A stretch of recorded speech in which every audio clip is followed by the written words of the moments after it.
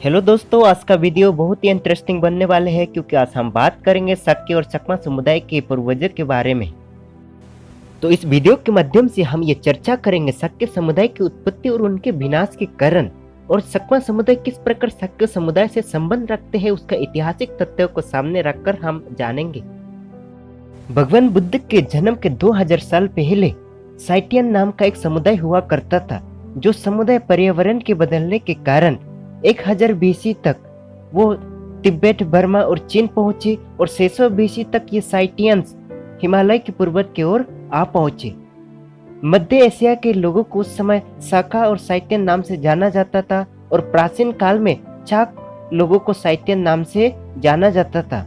इतिहास के जनक हेरोडोटस का मानना है साइटियन लोग एशिया में साका के रूप में रहे थे, और इतिहास इसके ओर इशारा करता है कि साक्य लोग बहुत सारे समुदाय घुल मिलकर बने थे, जिसमें दो प्रकार के हाइपोथेटिकल विश्लेषण है शक्य कहाँ से उत्पन्न हुए। पहला नेपाल के हिमालय रेंज से, दूसरा भारत के सबसे प्राचीन शहर जम्बूदीपा बनारस शाही परिवार से। उस समय देश बहुत सारे हिस्सों में बांटा हुआ था और स्वतंत्र राज्य के द्वारा प्रशासन किया जाता था, जिसमें से कुछ देश राजतंत्रीय और कुछ देश गैर राजतंत्रीय देश था। राजतंत्रीय देशों को जनपद और गैर राजतंत्रीय देशों को गण और संघ के नाम से जाना जाता था, जिसमें से शक्य संघ गैर राजतंत्रीय देश था, जिसमें शक्य संघ के द्वारा बारी बारी से प्रशासन किया जाता था और उनके राजधानी कपिलवस्तु था। और उस समय कपिलवस्तु में जयासेन नाम का एक व्यक्ति था, जिनके बेटा सिंहनु का शादी कंचना से हुआ, और उनके शादी होने के बाद उनके 5 पुत्र और 2 बेटियां हुए, जैसे शुद्धोदना, दुत्तोदना, शुक्लदना, शक्कोदना, अमितोदना एवं अमिता एंड प्रमिता। शुद्धोदन सबसे बड़ा पुत्र था, जिनका शादी महामाया से हुआ, और उसके बाद सिद्धार्थ गौतम का जन्म 563 ईस्वी सन में हुआ, और जो आगे जाकर बुद्ध बने। आचार्य बुद्ध धर्मसूत्र एवं महापादना सूत्र के अनुसार जिन लोगों ने भगवान बुद्ध के जीवन शैली को अपनाया एवं भगवान बुद्ध के अनुयायी बने, उन सभी लोगों को शक्य कहा गया। इतिहास गवाह है कि भगवान बुद्ध के जीवन काल में शक्यों का नरसंहार हुआ था, जो इस प्रकार है। शक्य एक प्रतिष्ठित और चालाक व्यक्ति थे। उस समय शक्य संघों के पड़ोसी देश कौशला नरेश राजा प्रसन्नजीत ने शक्य संघ से एक बेटी अपनी पत्नी के रूप में मांगे। शक्य संघ उसे मना नहीं कर सकते थे और अपना बेटी नहीं देना चाहते थे, इसलिए शक्य संघ ने अपनी नौकरानी के बेटी को शक्य संघ की बेटी के रूप में राजा प्रसन्नजीत को दे दिए, जिसके चलते राजा प्रसन्नजीत और उस लड़के से एक बेटा का जन्म हुआ, जिसके नाम विडोबा रखा गया। जब विडोबा अपने नानी के घर घूमने गया तो सच्चाई बाहर आ गया, जिसके चलते राजा प्रसन्नजीत ने विडोबा और उनके रानी को त्याग दिया। लेकिन भगवान बुद्ध के समझाने के बाद राजा प्रसन्नजीत ने अपने बेटा और रानी को पुनः स्वीकार कर लिया। जब आगे जाकर विडोबा राजा बने तो अपने अपमान का बदला लेने के लिए शक्य संघ के ऊपर हमला किए, जिसके चलते 50,000 से अधिक शक्य लोगों का नरसंहार हुआ। इस प्रकार भगवान बुद्ध के महापरिनिर्वाण के 1000 सालों के बाद भी अनेक बार शक्य के ऊपर हमला और उनके कत्लेआम हुआ। बहुत सारे शक्य अपने अनुयायियों के साथ भाग गए और कहीं जाकर अपने स्वतंत्र राज्य का स्थापना किए, जिनके धर्म, संस्कृति और तत्वज्ञान बुद्धिज्म था। आज भी शक्य के लोग नेपाल और भारत के लद्दाख के कुछ हिस्से में पाया जाता है और वर्तमान में बांग्लादेश में बहुत बड़ी संख्या में पाया जाता है। इतिहास में कुछ शक्य राजा का नाम दर्ज है, जैसे अभिराजा, दज राजा और बिंदके राजा। अभिराजा को चकमा समुदाय के लोग अपने पूर्वज मानते हैं, जो दज राजा जो भगवान बुद्ध के समकालीन थे। म्यांमार के इतिहासकारों का मानना है कि शक्य राजा अभिराजा और बिंदके राजा के पुत्र म्यांमार के कुबू बेली कर्णपुली नदी के पास अपने स्वतंत्र राज्य का स्थापना किए, और म्यांमार में उपनिवेशिक लोगों को चाक और तैक के रूप में जाना जाता था। शायद वो लोग शक्य के मूल वंशज थे।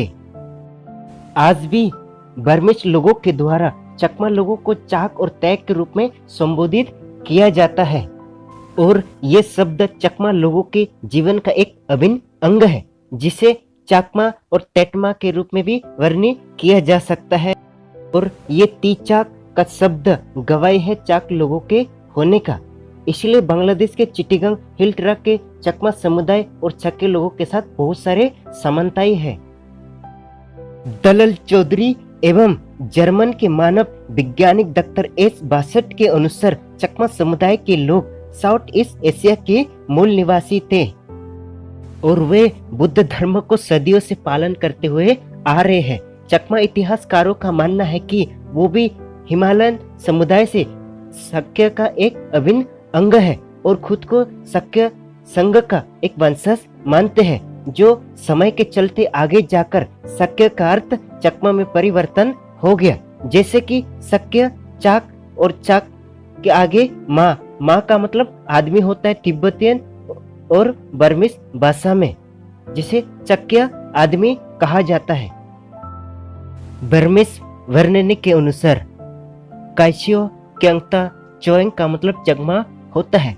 चकमा लोगों के काल्पनिक इतिहास में आज भी ये झलकता है कि एक असहाय शाही परिवार के एक व्यक्ति सक्के जीवन के एक नया भिक्खु जीवन को नेतृत्व कर रहे थे, जिसे मोइसांग रास के नाम से जाना जाता है। मोइसांग का मतलब होता है धार्मिक जीवन में एक नयापन। चकमा समुदाय के लोग आज भी इस लोक के माध्यम से अपना खोया हुआ साम्राज्य संपक नगर में वापस जाने की बात करते हैं, जो इस प्रकार है। एलंग मोइसांग लालस ने ना एलंग मोइसांग लालस ने चल बाबे चल चंपक नगर फिरी जाए। एक प्रसिद्ध ब्रिटिश प्रशासक एवं कर्नल पायरे की पुस्तक द बर्मा हिस्ट्री के अनुसार चकमा समुदाय एक समय में बर्मा म्यांमार में रह चुके हैं और ये बात 1118 एडी के अरकन हिस्ट्री धंगवाटी आरिफुंग में उल्लेख है। बर्मिश राजा के द्वारा चकमा समुदाय के लोगों को अपने राज्य में मंत्री, सलाहकार एवं पाली अनुवादक के रूप में काम दिया करते थे और कुछ लोगों के अनुसार चकमा नाम प्राकृत और पाली भाषा से उत्पन्न हुआ, जिसका मतलब महान और शक्तिशाली होता है और ये नाम बगन इरा के समय बर्मिश राजा के द्वारा चकमा लोगों को दिया गया था। प्राचीन काल में चंपा नामक एक जगह बौद्ध संस्कृति का एक मुख्य केंद्र बिंदु हुआ करता था, लेकिन उस जगह का सही पहचान अब तक नहीं हो पाया। लेकिन कुछ इतिहासकारों का मानना है कि वो जगह भगलपुर वर्तमान बिहार में स्थित है। जॉन्स मार्करे शोधकार्य द अकाउंट ऑफ खुकीज के अनुसार चौमास लोग उत्तरी पूर्वी के बसने वाले पहला निवासी थे और उनके गांव को चोमा कहा जाता था और कुछ ब्रिटिश इतिहासकारों ने उसे चुकमा उल्लेख किया है, जो नाम की एक काल्पनिक कहानी चंपक नगर से जोड़ता है, जो से बेसी का एक समृद्ध शहर हुआ करता था। चंपक नगर आज भी बगलपुर के बाजू में बिहार में आज भी मौजूद है। चकमा लोगों का मानना है कि वे लोग मगध राज्य से आराकान वर्तमान म्यांमार में वहां स्थानांतरित हुए। उस समय राजा बिंबिसार का साम्राज्य बुद्ध धर्म का एक मुख्य केंद्र बिंदु हुआ करता था और राजा बिंबिसार के बहुत सारे नागरिक बुद्ध धर्म में शामिल हो गए और बहुत सारे लोग ऐसे थे जो कुछ समय के लिए भगवान बुद्ध का भिक्खु संघ में चीवर धारण करके रहने लगे, जिसमें से एक समुदाय चकमा समुदाय है। आज भी उनके समुदाय में कुछ समय के लिए कम से कम 7 दिन के लिए उन सभी को भिक्खु बनना अनिवार्य है और ये मगधा शब्द आज भी चकमा समुदाय में प्रचलित है। जब भी वो दुखी होते हैं मगधा शब्द का इस्तेमाल करते हैं।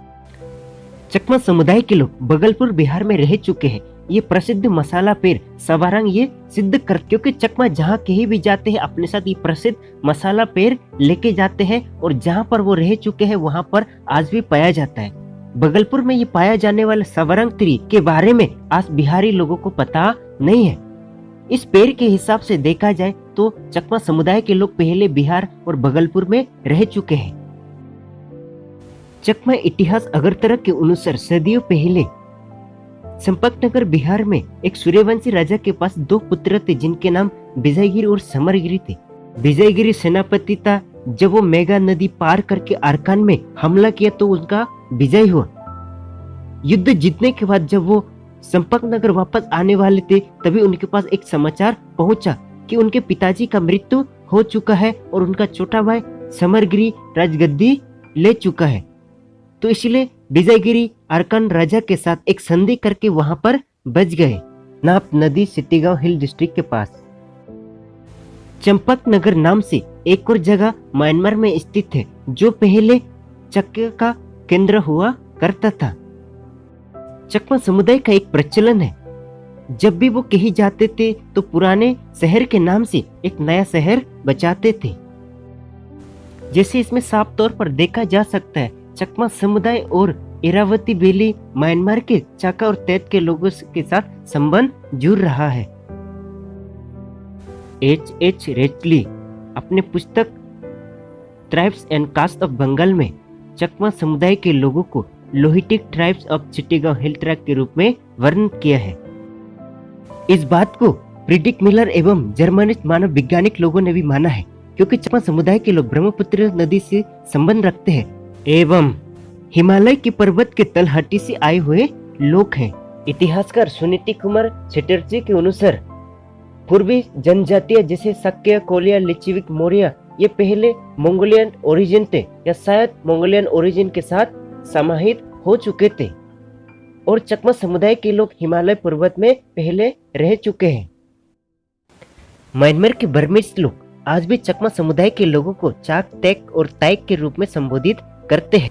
तो इस प्रकार इतिहास के तथ्यों को और वर्तमान समय के तथ्यों को मद्देनजर रखते हुए ये साफ तौर पर ये देखा जा सकता है शक्य और चकमा समुदाय में बहुत सारे समानताएं हैं।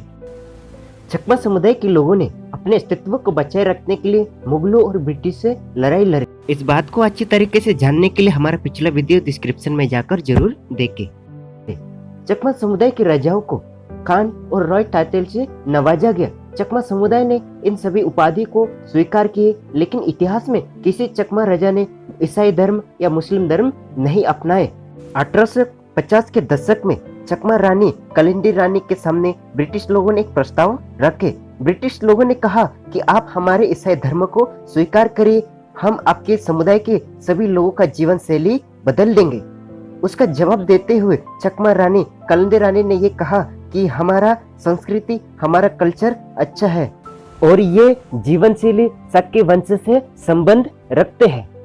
ब्रिटिश और मुगलों के द्वारा चकमा लोगों के ऊपर असंख्य अत्याचार किया गया, लेकिन उन सभी चीजों का सहन करते हुए चकमा समुदाय के लोगों ने कभी मुगलों का धर्म और ईसाई धर्म नहीं अपनाए, क्योंकि वो खुद को शक्य वंश का वंशज मानते थे।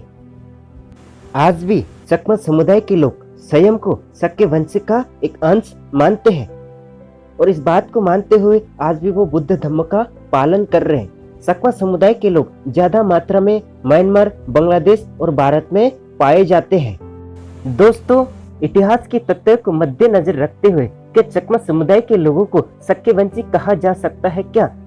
कमेंट करके जरूर बताएं और इस वीडियो को ज्यादा से ज्यादा शेयर करें ताकि हमारी जानकारी दूसरे के ओर तक पहुंचे। हमारे चैनल को समर्थन करने के लिए हमारे चैनल को सब्सक्राइब करना ना भूलें। बहुत बहुत धन्यवाद।